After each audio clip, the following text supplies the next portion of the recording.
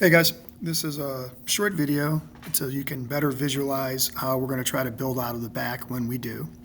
And this is something called a game model. And so many teams know before they start a season what it's going to look like when they have the ball, what it's going to look like when they don't have the ball, so that everyone can kind of get in good starting positions.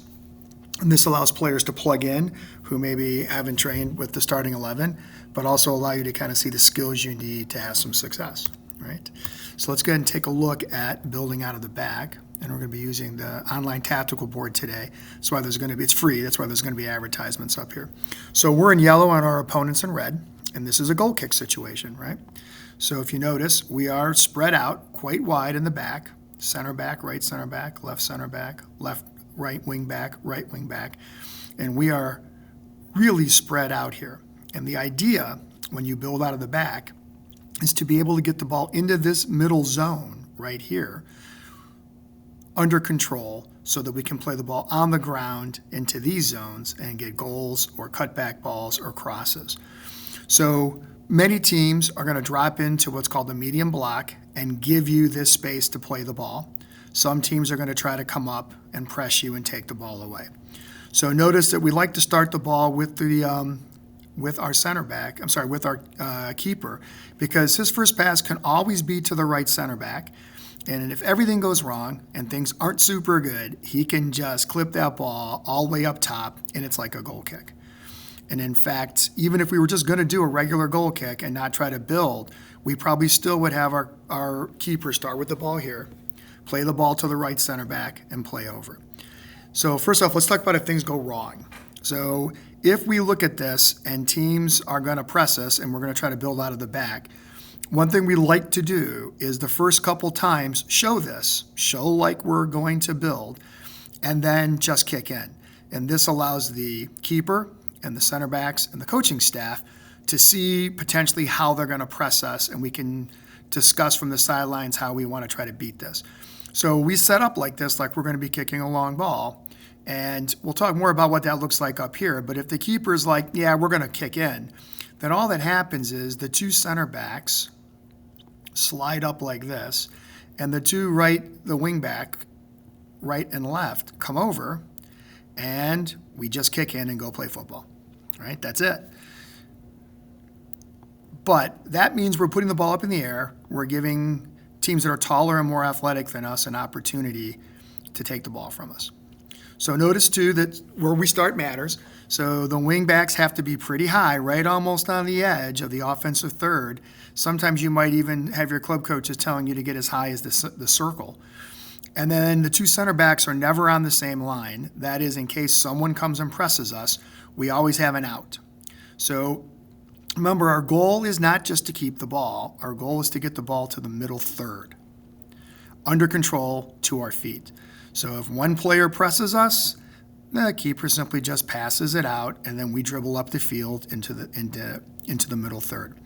The trick is we're always trying to get numbers up, right?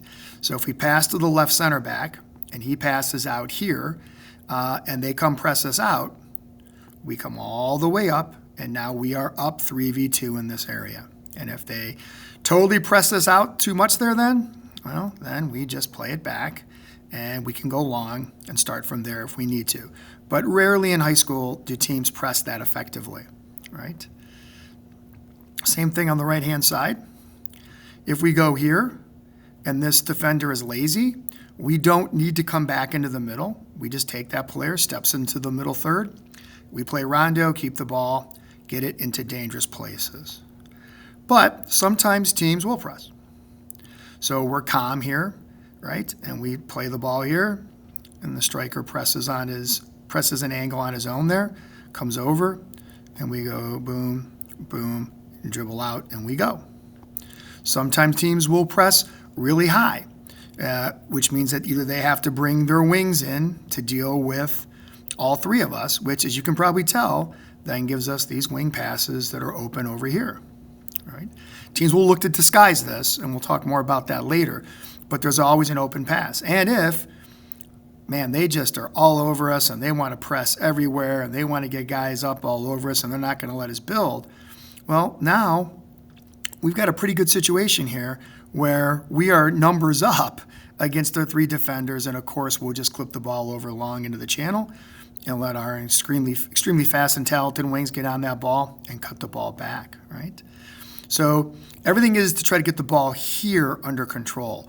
Ideally, the way we would like that to look is if teams do what's called play their shadow, which is they put players in between our wing and our backs, our wings and our backs, so to try to take that pass away, is that then our midfielders will make an attempt to check down.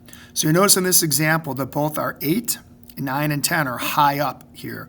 That's to give them space to play into. So the most effective thing to do simply is have our 6 slide down, play the ball to the 6. Our center back slides over, right? He's on, we go in the midfield. Another effective technique is that when you pass the ball here, the 11 scoots up a little bit. We pass directly to the 6, who then one touches it wide. And again, now we're numbers up in the flank here, 2-1, and we get in nice and easy. Some teams are going to work really hard, and as our 6 drops down, our 10, their 10 will probably go with our 6. Okay, and we can play to our 4, sorry. And now our 10 can slide into this space. So the 10 and 6 each will have a side that they can play into. Same deal, he can play us out, he can turn. But notice too that if they're really aggressive pressing us, that now means that if we're in good starting spots, we're coming all the way from the midline, and we try to find our 6, we try to find our 10, our 9 now is uncovered. We play a straight pass to our, we don't send up our center back. We send a straight pass to our 9, and again, look, the ball's here. That's what we're really trying to do in the build-up phase, is get the ball in the middle part of the zone so we can keep the ball. And once we do that, things get much easier for us, right? So if we're now in more advanced positions, and we'll spend a little bit of time working on how we want this all to look, but if we're in advanced positions up here, we now have a good shape to keep the ball, right? And if you see what we're doing here, so we now will now be numbers up in the mid, even if teams leave their wings up. And if